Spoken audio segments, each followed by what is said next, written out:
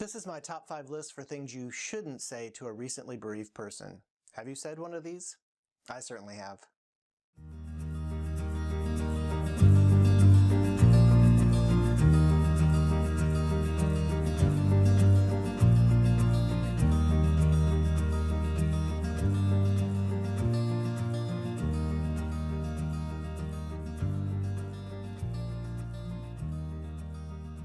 I've been there too. You're face to face with someone you care about who's recently experienced a loss.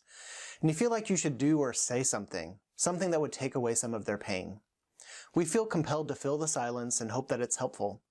But sometimes we say things that we intend to be helpful that aren't. Let me be clear, I've said most of these 5 things in the past, so please don't think I'm judging you. But the most important thing you can remember is that simply being there is the most important thing. Being there in person, being there by calling or writing or checking in with them in various ways, that's the most important thing. These 5 topics not to say aren't hard and fast rules. Sometimes you can say these things and the person will be fine with it. So there are definitely exceptions. I'm also thinking about these as things not to say immediately after the loss or within the first few days or weeks. Number 1, I don't know what I would do if I lost. For example, if you're talking to a widow and you say, I don't know what I would do if I lost my husband. When we say this, we're often trying to convey how seriously we're taking their loss.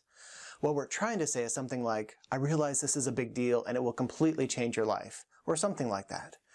The problem is that the bereaved person often doesn't know what they're going to do either. They already feel disconnected from their loved one by death, and this statement just reinforces how different they are and how different their life feels from others. Number 2, I know how you feel. When we say this, we're trying to connect with our grieving friend or loved one. Perhaps your friend has experienced the death of their father, and you've previously lost your father. And you're trying to communicate that you have some sense of what they're going through, or maybe you're saying, I can help because I've been there. But what we have to remember is that each relationship is unique, and therefore each loss is different. Even if you've both experienced the death of the same person. For example, 2 brothers who have lost their father will grieve him differently because each of their relationships with their father is unique.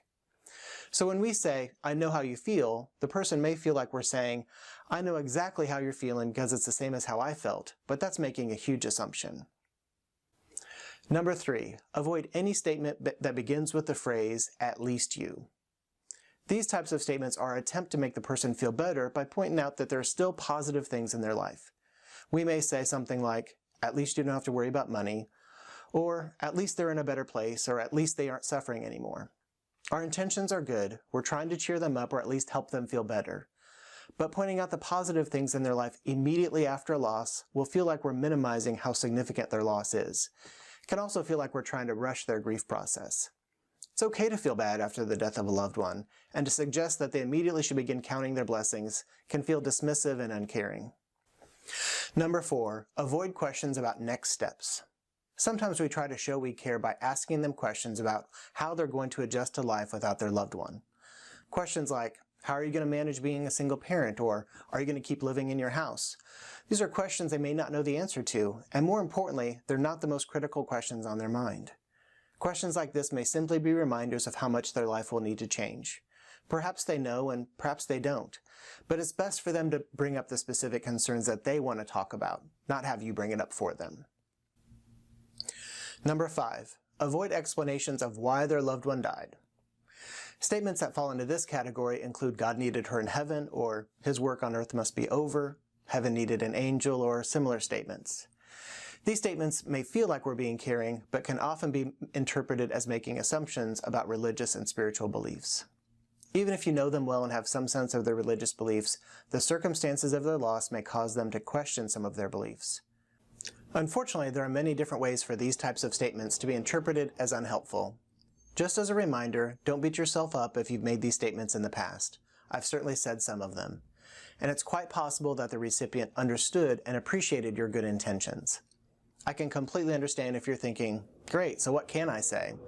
In a different video, I'll be sharing some statements that are more likely to be viewed as helpful and explain why they are better alternatives. Below, I'd like you to share the worst things that someone said to you when you were grieving. Hopefully this will help others learn what not to say. And please share this with someone you think would find it helpful.